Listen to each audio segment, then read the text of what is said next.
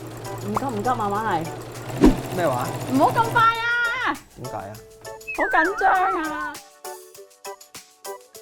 好孩子星期天，慧賢姐姐。記者哥哥，我覺得咧，我哋今日嚟到呢一個地方咧，有冷氣嘆非常之好，因為已經到咗夏天啦。係啊，夏天咧通常都好曬好熱㗎嘛，真係唔戴翻頂帽咧，有時都真係流晒大汗嘅。所以我就帶記者哥哥嚟學整帽啦。今日請我哋嘉賓出嚟先，有 BS Society 嘅車縫導師Yvonne。Hello， 大家好。而家嘅衣車同以前大家認知嗰個可能一張台咁樣舊式嘅衣車好唔同啦。以前要踩踏板㗎嘛，喺下面係有個碌轉下轉下。咁而家其實就基本上全部電動啦，甚至乎來自咗電腦程式啦，咁可以令到佢可以車嘅線跡可以再多啲花款啦。好，咁今日咧就傑仔哥哥我同埋慧賢姐姐就會合作一齊做一頂帽。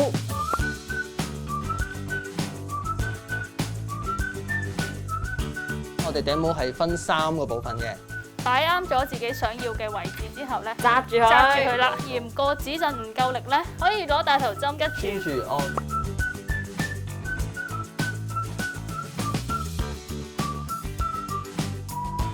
下邊有腳踏噶嘛，咁你踩咧，其實佢已經會自己行噶啦。咁你細力啲就慢啲，大力啲就快啲，自己用個腳個感覺去控制咯。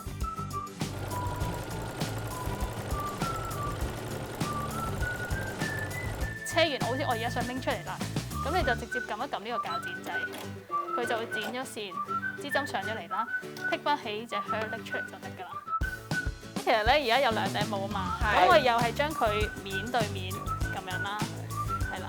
咁亦都係好似頭先咁樣，我哋拮針，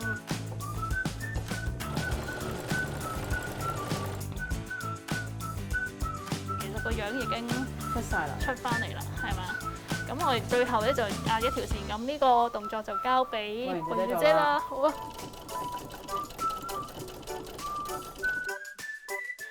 如果小朋友第一次嚟學嘅話咧，要預翻需要一定嘅時間先可以完成到呢一個嘅作品嘅，咁同埋要用鉸剪啊、燙斗啊之類，咁可能都要家長一齊可以小心啲啦。好，咁啊，慧賢姐姐，下個星期我哋繼續闖出去學其他嘅唔同嘅新嘅嘢啦。下星期再見，拜拜。